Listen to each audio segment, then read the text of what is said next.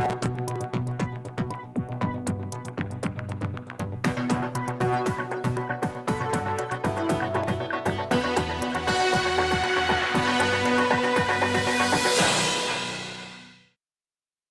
there, folks. I'm Jay Frost, and I want to welcome you back to Frontlines of Social Good. This is just our third episode, so we appreciate your being here and your comments. You'll have a way to do that, of course, at the survey at the conclusion of the program. But we're going to begin today with some breaking news, as we often do, but this time it's just one story because its import is so great.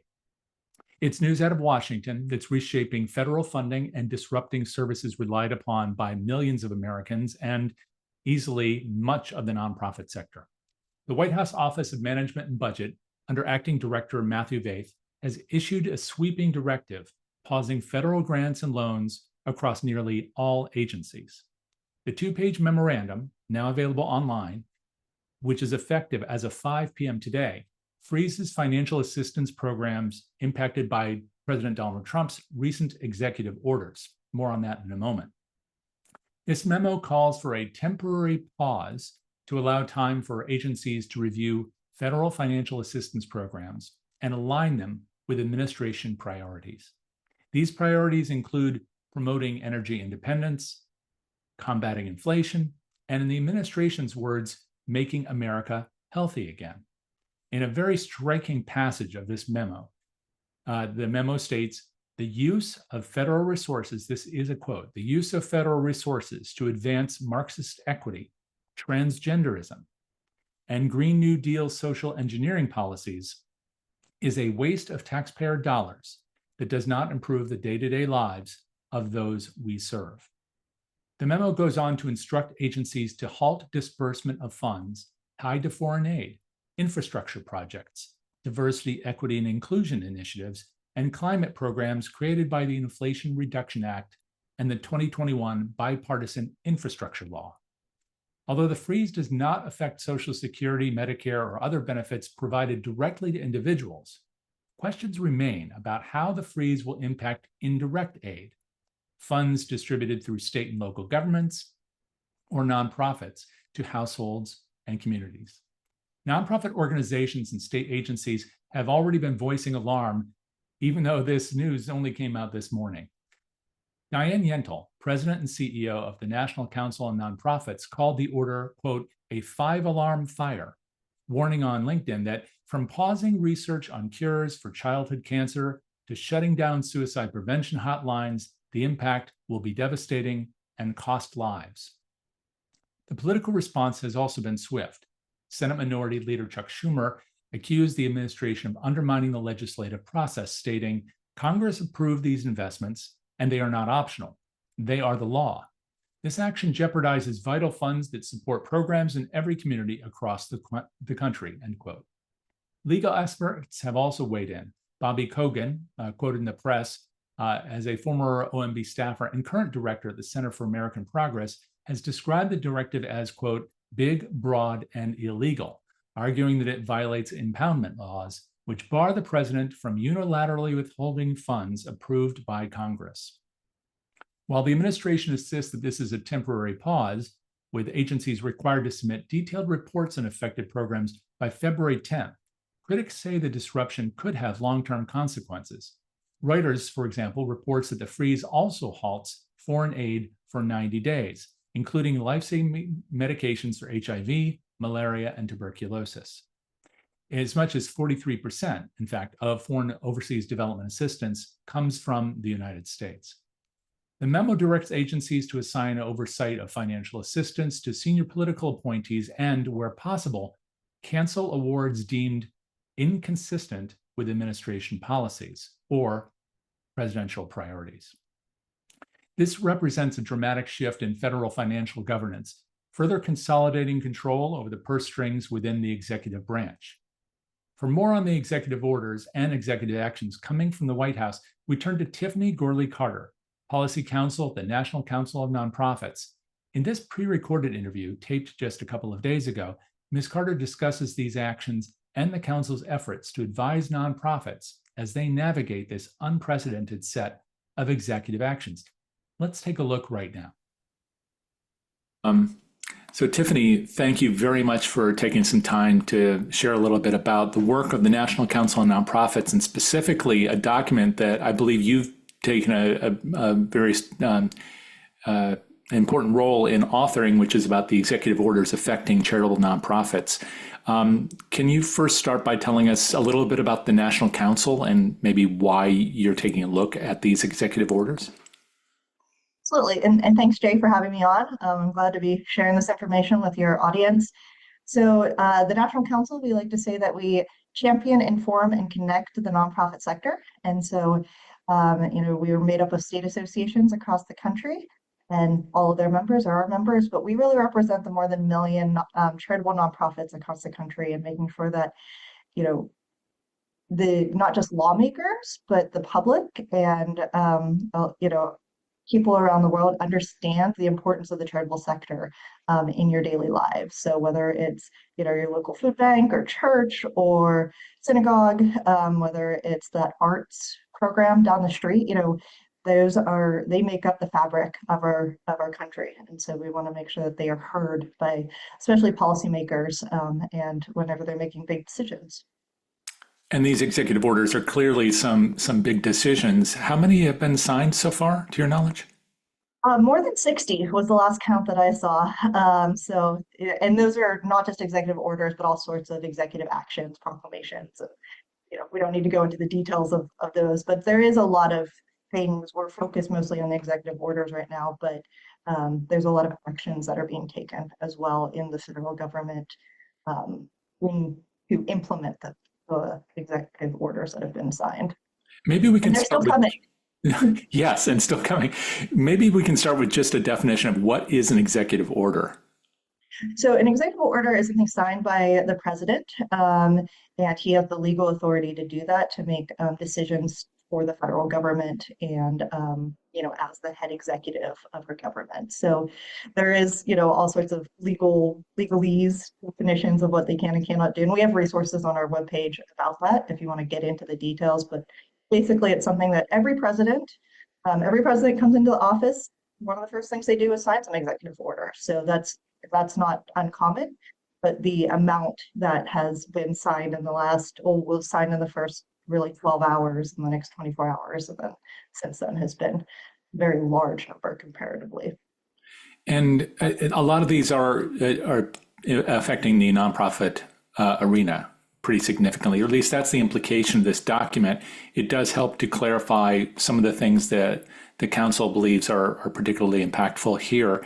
How did you choose to, first of all, address this topic at all, and more specifically, get into these particular areas? Yeah, so we like to say we're in all three branches of government and all three levels of government. So federal, state, local, legislative, executive, judicial. These specific executive orders come out of the executive branch. That makes sense, right? So, but we think policymaking and advocacy affects all three levels, all three branches. And so we like to say you have to have your head on a swivel because things can come from any direction. In this case, particularly, this is coming out of specifically President Trump's ability to sign these executive orders. So we like to keep an eye on those things. We knew that, he had said that he was going to sign a lot of executive orders whenever he was setting up for his inauguration. So we kept an eye on that. The number was unclear and continues to be unclear and continues to come out. But what we really were looking for as they were being uploaded and signed was ones that would affect the nonprofit charitable sector, 501c3 specifically, and kind of our work with government, right? So nonprofits earn about a third of their revenues from government grants and contracts, and that's a huge issue for the nonprofit sector. I think people forget, and especially government officials forget, that nonprofits are partners, and they are able to provide vital services that government and the public need. And so when we were reviewing this stack of orders, we were trying to figure out from two different angles. One, what are ones that are going to affect the work being done in communities, and what's going to affect our ability to partner with governments to do that work? And so that's kind of how we broke it down. You can see in the chart that it's broken down by those different topic areas. There's like the federal government block, and then there's also the work being done The work being done in this case, a lot of diversity, equity, and inclusion work that was being pushed previously under the Biden administration. A lot of those things are being rolled back under these executive orders. And then, some of the work that nonprofits do, the services that the nonprofit sector provides is vast and it's vital, and people require it for their daily living. And so to see the different orders that are affecting specific subsectors that are providing certain services, we wanted to make sure that that information is being provided out to the nonprofit sector as well. So things like immigration, the LGBTQ plus community, and then you have environmental protections and the arts community as well. So a lot of these provisions are rolling back previous provisions and restricting kind of the work that had been being pushed under the previous administration. So how much of this is really about ensuring that nonprofits are aware of where money may stop flowing, and how much is a matter of maybe putting restrictions on nonprofits' activities to engage in certain kinds of work? There's a little bit of the unknown in that right now. So as for funding, going back to government grants and contracts, a lot of this is stopping that funding for specific types of programs. And we want to encourage nonprofits that have government grants and contracts, specifically federal grants, to review those contracts now, and grants and contracts now. Contact your government contractor, whoever you work with, whichever agency it is, whoever you talk to for that contract, just to review them and see what needs to be continued and how you can continue it, and what kind of provisions are being applied right now. So that's the funding aspect of it.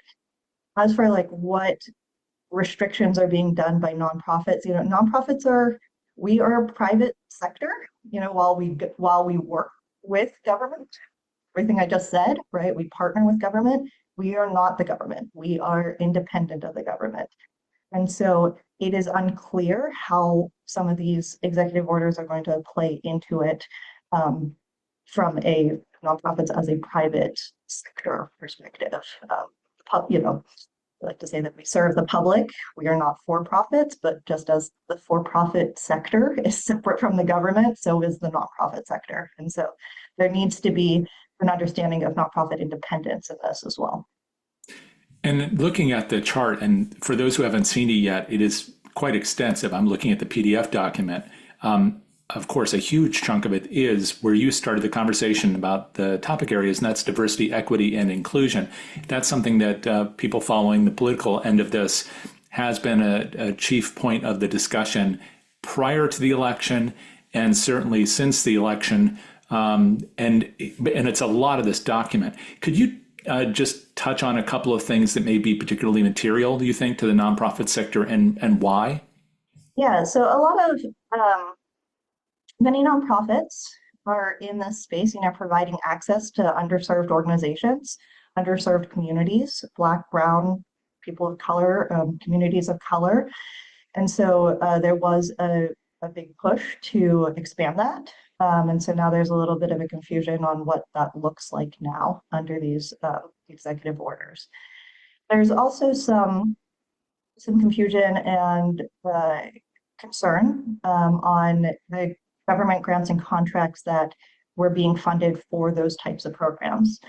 And, nonprofits, this is not just at the federal level, at the state level as well. A lot of them, they were often the ones who provided some trainings in the area. And so a lot of that funding is probably going to be stopped under these executive orders. And so from that aspect, this is a big issue. The other big bullet point under this is kind of the role of nonprofits to be able to serve their communities and how to do that while making sure that they, follow the law. So it's, nonprofits want to follow the law, right? We want to provide the services that are needed in our communities, and that's what they're focusing on right now. So we're still working through that because everything's coming, as I mentioned, fast, and things are still changing. I wouldn't be surprised that there's probably an executive order being signed right now. So we'll see what keeps happening. Right. Well, I know that one of the topics that has come up in the past on the political side, not so much in respect to the executive orders, but it may come up in the discussion in the weeks ahead, is if a not-for-profit organization is providing services to an excluded community, let's say people who are undocumented, and whether or not that might be addressed in any of these orders. Do you have a sense of that yet, or is that still something which is yet to be determined? So there are a lot of orders affecting immigration and undocumented persons. They use the term alien or foreign aliens. That's the term that's being used in the documents themselves. And there are some statutes, like actual laws, that use that term as well. So we're not taking a position on the term itself. It's just the way that it's written. So there are a lot of executive orders that are going to be that affect that area. And so I know that there are a lot of immigration organizations that are much more experts in this space than we are, but we know that those organizations specifically are having to adjust their work and what that looks like and the services that they're providing. But I know that others have much more expertise in the area than I do. We were trying to provide the information in a very clear format that affects immigration, so that then the organizations in that space are getting the right information and can then work through it. And I know that this is a document which is definitely informing the sector and then giving us some guidance as to how maybe to interpret this. So first information, and then to get us to dig into these issues ourselves. You're not providing legal guidance here. I think that's safe to say.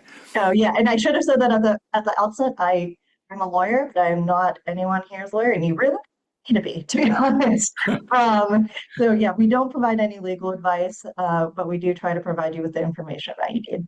Well, and that was leading me to my next question, because I didn't want people to misinterpret your guidance here. And you've been very clear that you're not providing legal advice, but organizations that are seeking that, how do you see nonprofits being able to then take this document, for example, and then go out and seek legal counsel that is specific to their program, to their organizational mission, to their everything, their leadership, their fundraising? What are the kinds of things that you might suggest that they could do? So depending on the space you're in, so whether you're in the immigration space or not, maybe you're in one of these other areas that are being affected, there are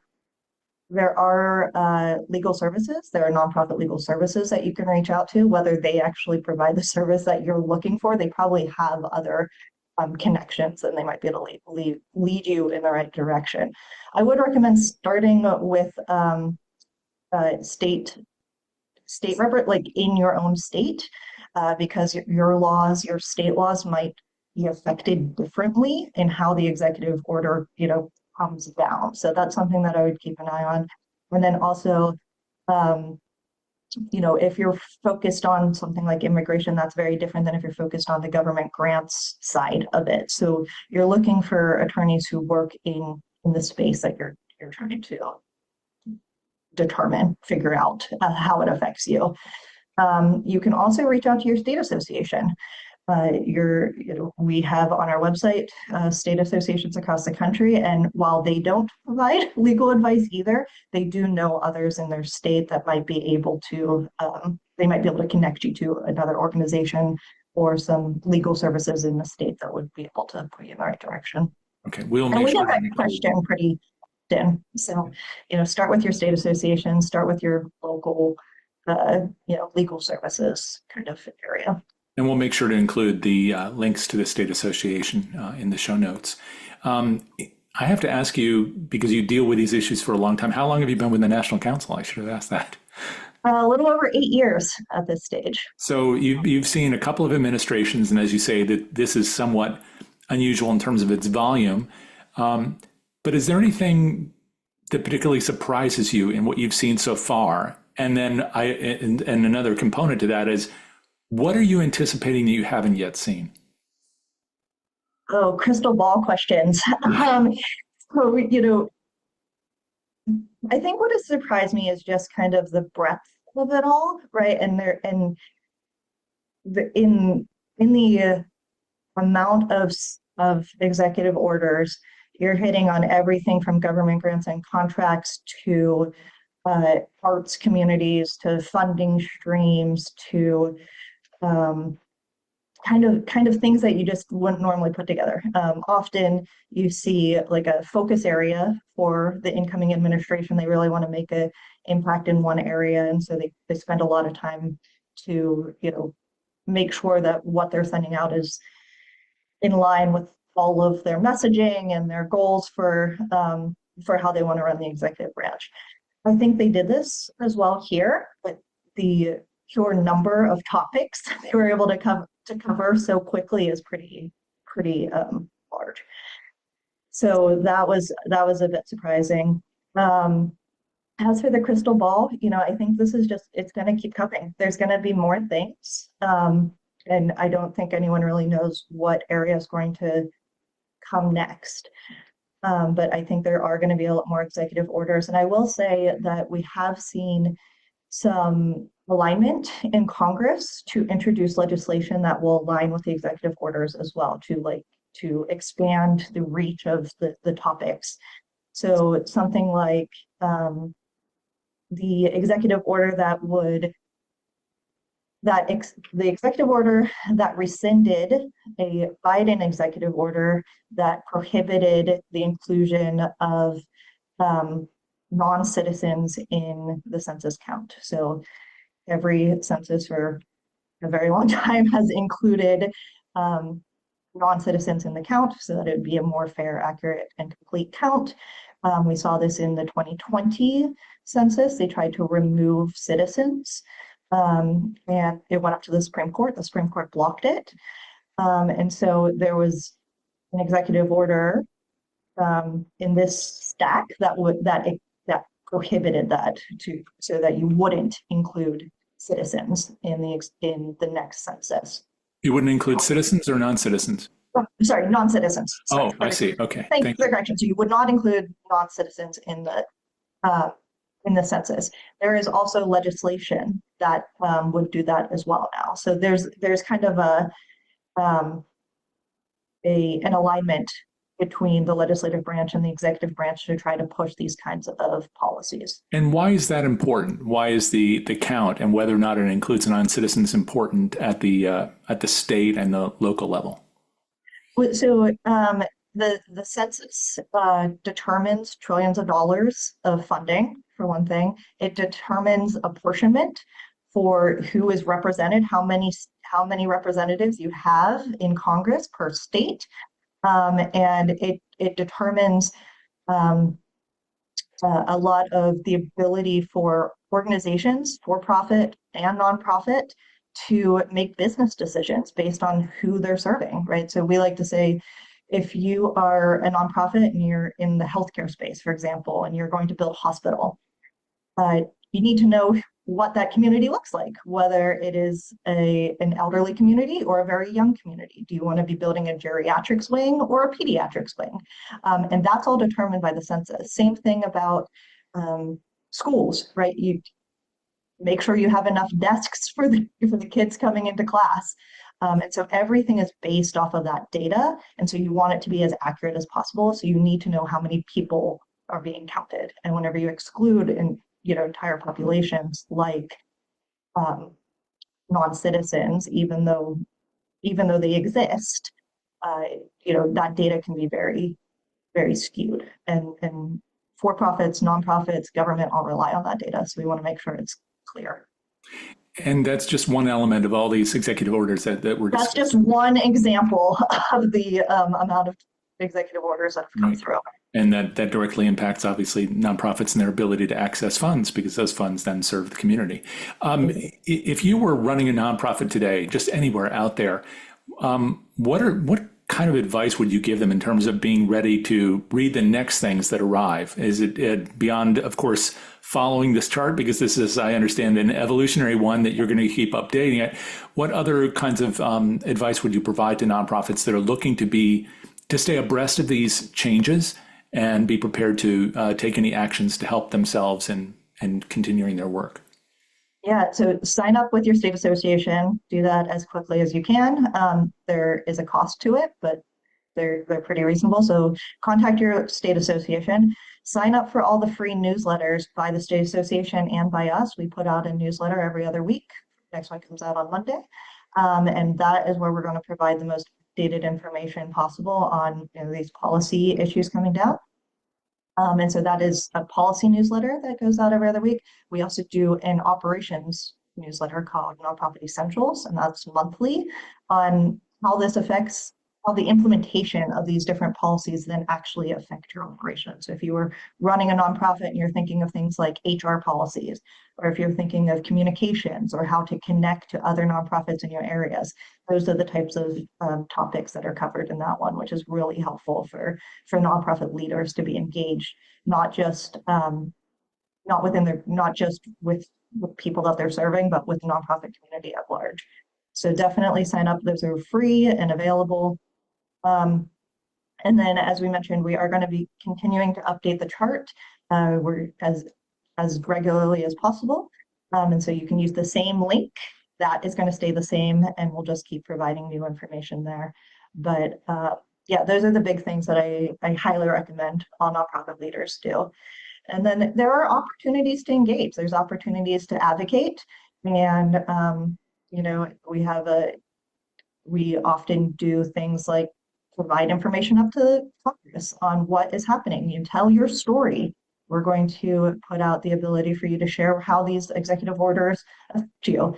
And so we want to make sure that you are sharing your story so that we can share those stories, those on the ground stories with the Hill, because that's what actually moves people, is knowing how the policies that are being implemented actually affect real people, you being the real people. And so we want to make sure that that is being told.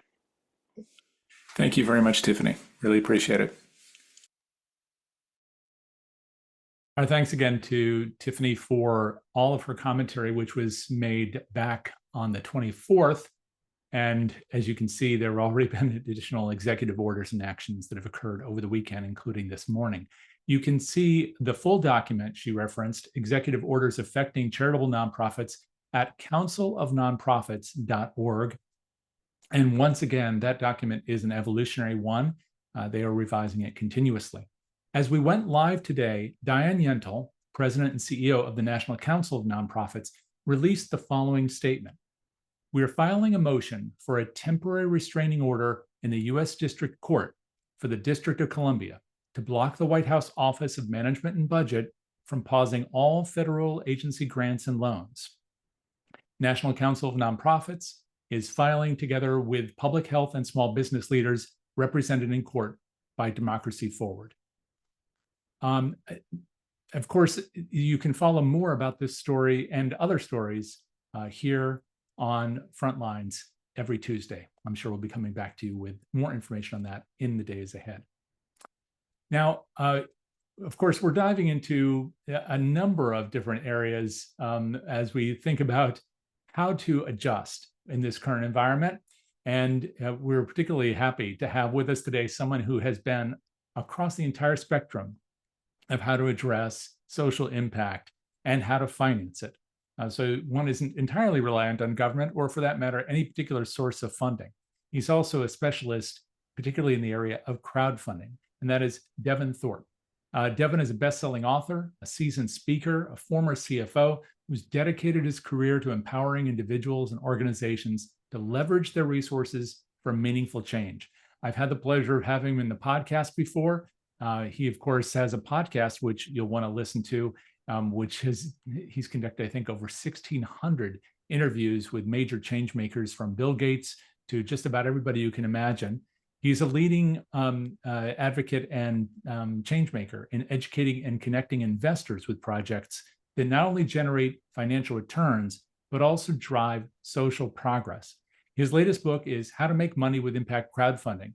It's an essential guide for anybody interested in supporting diverse founders, social enterprises, and community building initiatives through crowdfunding platforms, something that many in the nonprofit sector, many of you, have tried to utilize in different ways.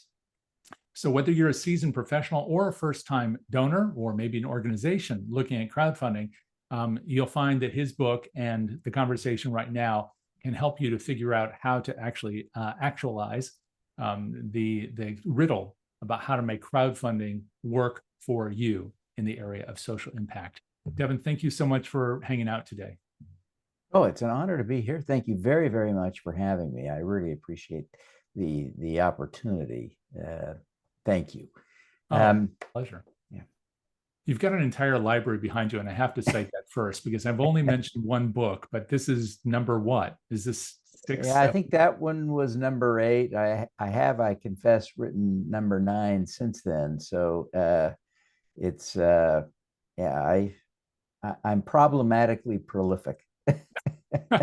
Well, we'll get to number 9 after number 8. Yeah, So let's focus on number 8 today, because I think it's really relevant to the conversation you've been having with Tiffany. The reality is that in a time when funding for supporting, refugees, immigrants, LGBTQ, and other, kind of diverse members of our community, with that money kind of being throttled back, there are going to be challenges in those communities that are going to bubble up. And it's scary to think about all of that, but how we invest our money is important. Let me just say, I'll talk about investing. That's the theme of the book, but clearly there's a need for us to donate to nonprofits that support these causes that will lose federal funding now. And whether we are in a position at a foundation to do that, or whether we are in a position as individuals to give $50, we need to be doing that. But unless we're going to liquidate all of our funds, all of our assets, we are investing. And right now, I want you to think about the tension between investing in, say, Chevron, or Exxon, or maybe Amazon, that is, so many companies now are abandoning their DEI programs at the behest of the administration. I think there's an opportunity for us to do it a different way. Take the money we've invested in the stock market, at least some of it, start deploying it for impact right in our own communities. And can you talk about what shape that takes? We've discussed that previously a bit. And here, I think people need to have a sense about how they can directly invest in their communities through crowdfunding. Yeah. That may be a somewhat foreign concept. I'm sure it is. The vast majority of us haven't done it, right? And I tell you that there's a huge leap to make the first investment. So I do like to highlight one crowdfunding site. We're talking about, when I talk about crowdfunding, I'm always these days talking about regulated investment crowdfunding. And I want to emphasize this word regulated. These securities, and they are securities, they're investment securities, they're issued under rules regulated by the Securities and Exchange Commission and the FINRA. And so this is a carefully regulated market. Doesn't mean all the investments will pay off, but some of us remember when General Motors went bankrupt, right? We remember when Enron went bankrupt. We remember WorldCom crashing. So the public investments in the stock market sometimes also go bad. So I want to highlight that this is it's not a place that's immune from that kind of stuff because it's regulated. It will experience those kinds of things too. But there's a website called SMBX. The URL is thesmbx.com. And at this website, anyone in the United States, any adult, can go on and invest $10. And they have, a Kickstarter style roster of investments that you can look at, and you can get a sense of what they're doing. And what you'll quickly recognize is that many of the entrepreneurs on that website, small business owners, are diverse, right?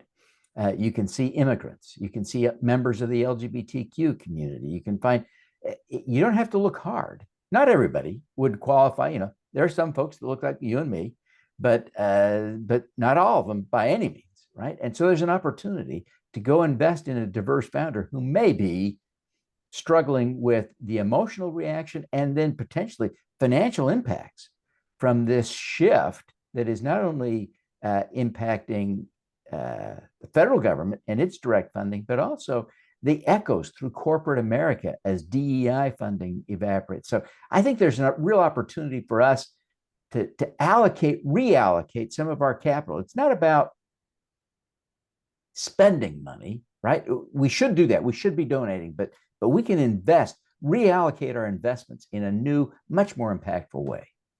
And I do want to ask you about how nonprofits can also take advantage of crowdfunding, because you know a great deal about that. Just to give this a finer point about what shape this takes, can you give us an example, let's say in a community where there are businesses that are using this form of crowdfunding, regulated crowdfunding, and it's not only enabling them to run their business and operate their business and hire a few people, but it's also having a social impact on their community in a way that not every nonprofit can do. Maybe it's a good complement to the existing nonprofit community. Yeah, one of my favorite stories, it's one that I think resonates with just about everyone, is there is a woman entrepreneur in Oregon that I invested in recently, and she runs a little vegan bakery. So you can make the argument that she's reducing animal suffering. She is better for the climate. I'm not sure it's healthier to eat delicious baked goods that are vegan or not. but there are some arguments there. But here's the thing: she's legally blind, and everyone she hires is disabled in one way or another. And so she is not just having an environmental impact, animal rights. It's a deep impact in her community, and she is beloved, as you might imagine, in her community. And so she's got a very profitable little business that's growing. And so investing in her is a way to support her continued growth, her continued success, and share in the profits, right? So I invested in a little loan to her. I think it was a 2 or 3 year loan, paying 10 or 11% interest, a lot better than she could get on a credit card, but it's a lot better than what I can get in the bank. So it's a real win-win for everybody. But you can see the impact she's having in her community. And there is just no limit to the examples that you can find under regulation crowdfunding. On our website, we post a new list every week of new impact offerings that have some sort of impact. Sometimes it's just a diverse founder doing an ordinary business with no social impact.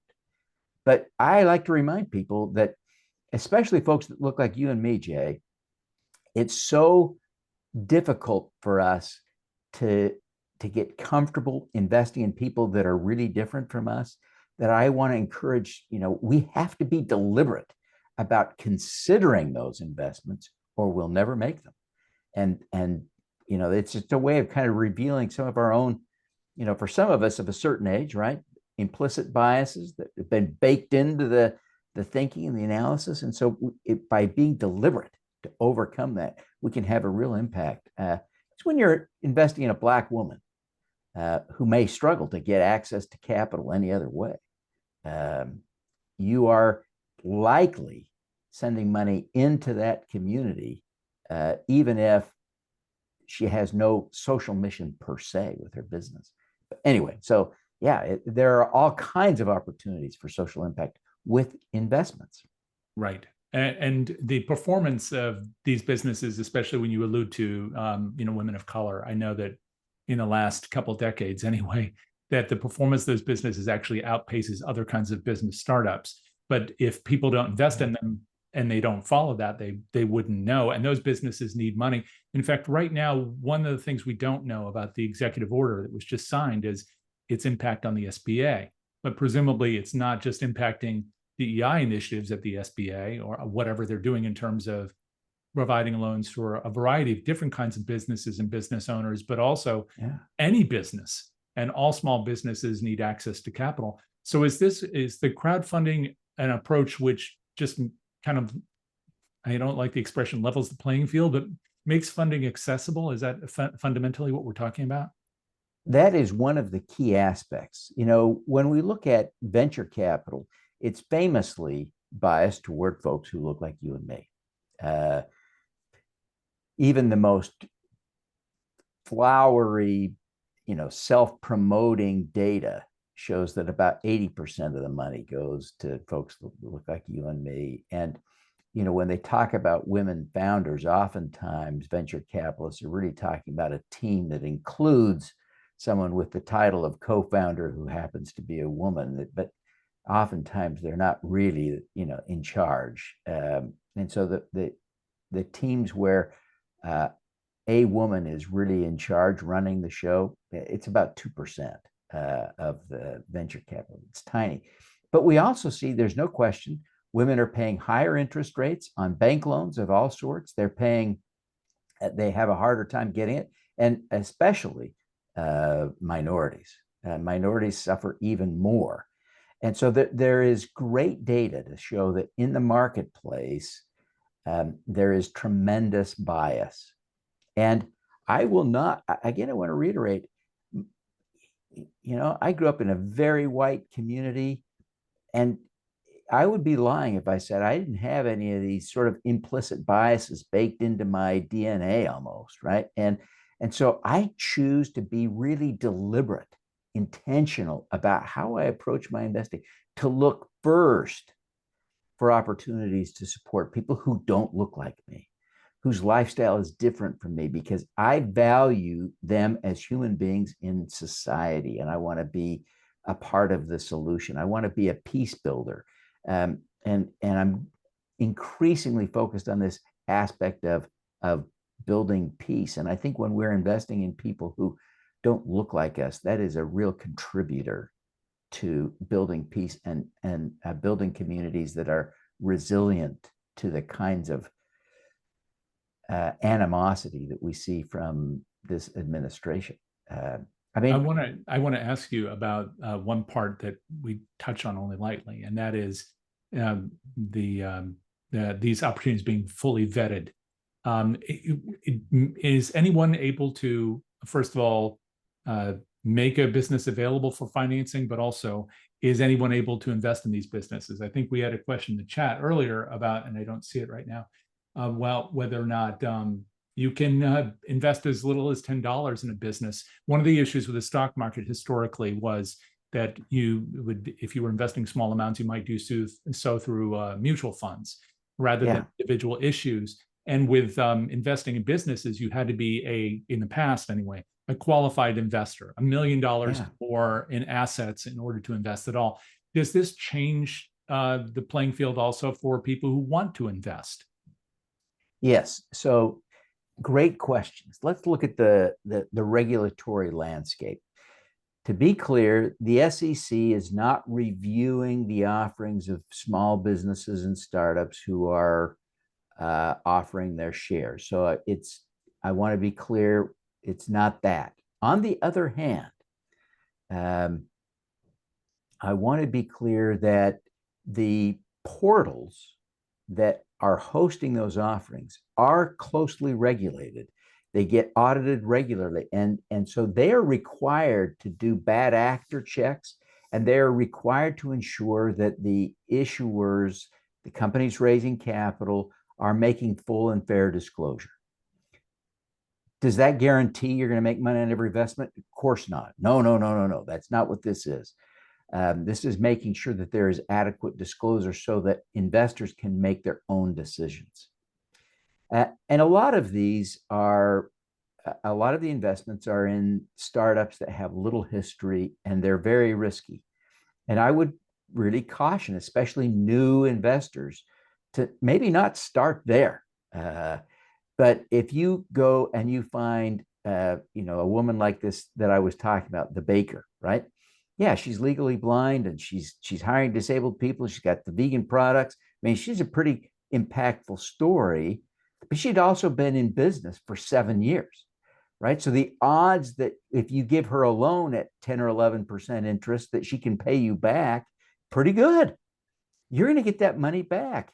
And in fact, I made that investment 6 months ago, and she's paying me back. It's all good. And yes, on the one website, dsmbx.com, you can invest as little as $10.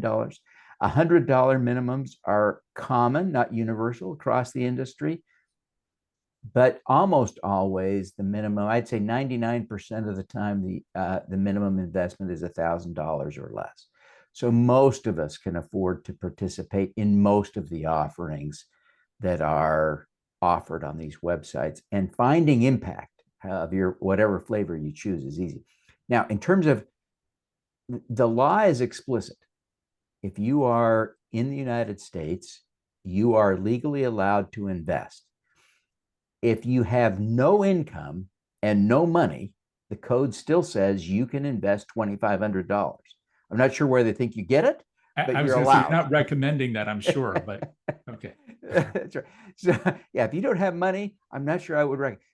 But presuming you've got a job, and you've got a little bit of money squirreled away, this is a great way to complement the savings and investing you're already doing. And I love starting with the debt deals, where there's a fixed repayment program, and you can see, oh, over the next 2 to 5 years, I get all of the money back with interest. And if I build a little portfolio of these things, I diversify away some of the risk that one of them won't pay me back, or even two. But the reality is, my experience is I've yet to have one of the debt investments I've made fail to repay me. I've had some equity investments tank. I've had a couple of those tank and die, but the debt ones, all of them have repaid me on schedule so far. And I've made dozens of investments like that. I want to ask you about this from the nonprofit lens for a moment. Yeah. One of the things we were just hearing about or investigating today had to do with the fact that these are not just federal funds in the form of grants, but also loans. So there are plenty of charitable organizations that benefit from a loan, whether it's because they've gone through a capital campaign or something else, or maybe they have a separate line of business. There are even nonprofits, of course, that have for-profit sister organizations that they operate, or lines of business that provide funds for their charitable work, for their mission. I'm wondering if there are ways that those organizations can see these approaches as a mechanism to bring in funding. It may be not like this kind that when they just send out an annual appeal, but it may be another avenue to access funding that they may see evaporating, at least on the short term, from the government. Yes, absolutely. Regulated investment crowdfunding allows for this. The primary mechanism that the portals are using is an exemption that's called regulation crowdfunding. And that prohibits most nonprofits from participating. But there are other exemptions that nonprofits do in fact use for raising capital from the crowd. Typically, most often they use Regulation D, Rule 504. And that rule allows people, nonprofits, to raise capital. You can't sell equity in a nonprofit. You know this, right?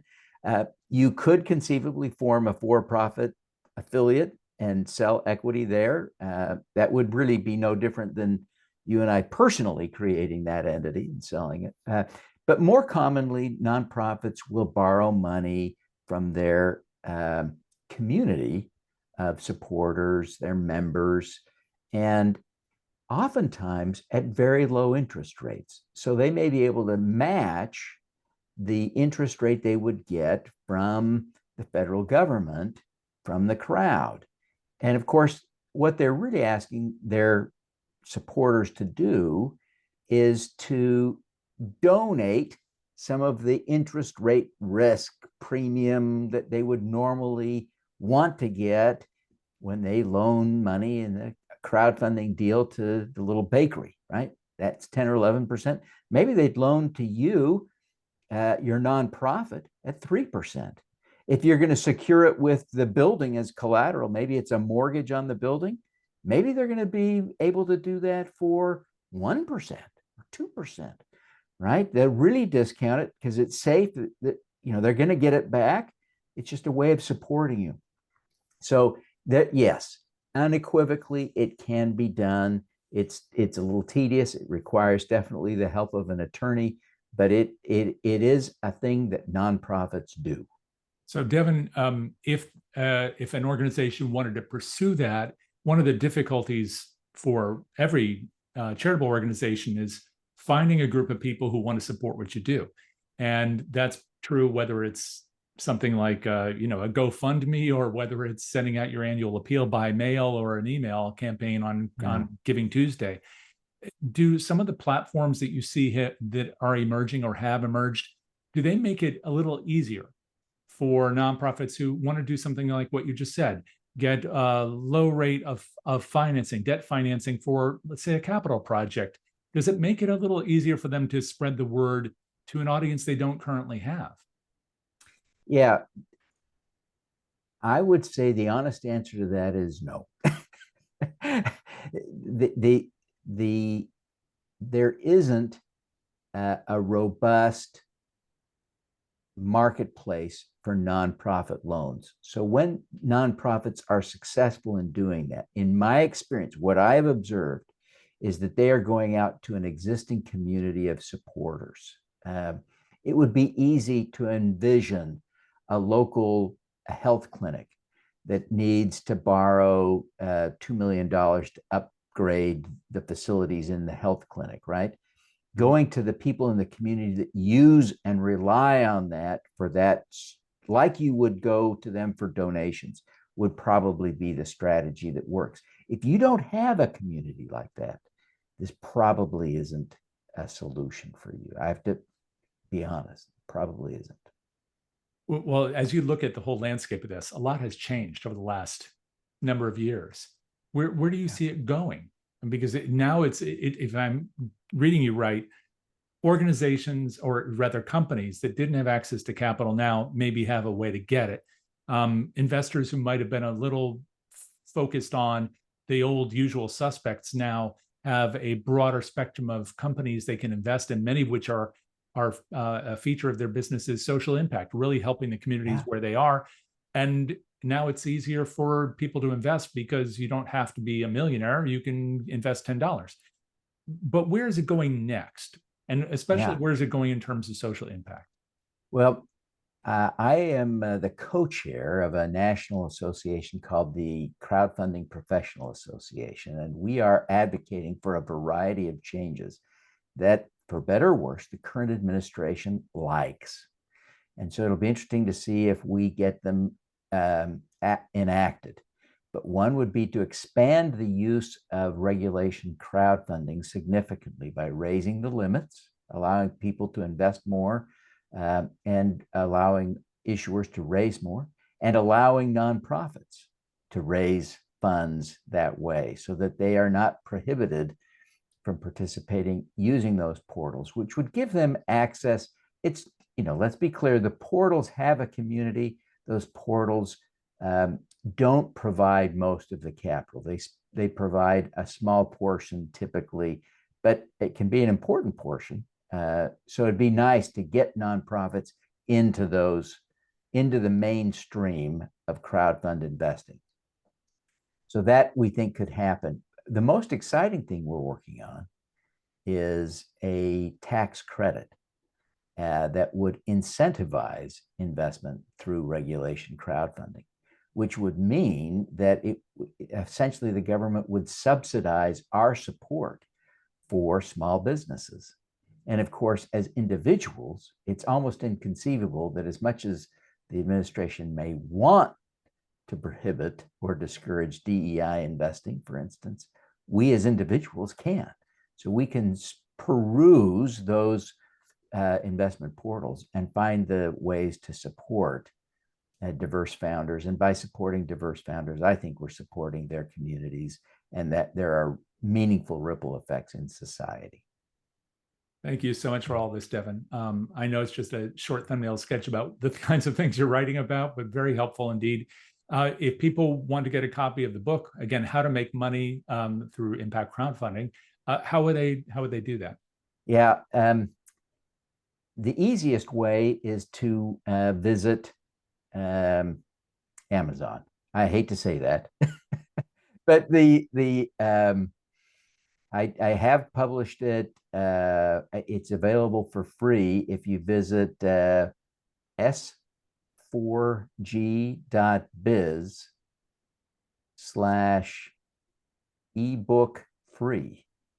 s4g.biz/ebook free will get you a free download of the book. So I encourage you to check that out. Thank you again for this, Devin. We'll make sure we put that in the chat in the show notes, and really appreciate your coming back and sharing again. Really appreciate all the insights. So it's a joy to be here. Tragic week in a way for nonprofits. My gosh, these executive orders are scary, and this is just one little way for us to react in a proactive way to address these changes. Yeah, thanks so much. I also want to, of course, thank all of you for being here during this discussion, both for the first part of the show and for the discussion with Devin today. We do appreciate you being part of these more intensive discussions about the news in the sector and ways to address the things that we all are encountering in our work together. Of course, for that to work really effectively, we need to hear from you. So you'll see both a survey at the end of the show, as well as you can access me at any time by reaching out to me at j@donorsearch.net. I hope you'll also join us in the coming days for, on Thursday, our CFE Accredited show, which is How to Raise. This week we have Linda Lezakowski. We'll be talking about building relationships that lead to major gifts. That's on Thursday at 1 p.m. Eastern Time. Then on next Tuesday, we have Haley Cooper, who's the author of Sow, Grow, and Lead, along with the news of that week. And we have on the podcast just dropped Natalie Silverstein, the author of Simple Acts, as well as immediately preceding that, Heidi Johnson, author of Change for Good. You can find all that at the PM Podcast on Apple, Podbean, or on the DonorSearch YouTube channel, or anywhere you like to listen. So with that, we want to thank you for being here. Please do let us know what we can include in the show so it's meaningful to you. And until then, take care out there. We'll see you next week.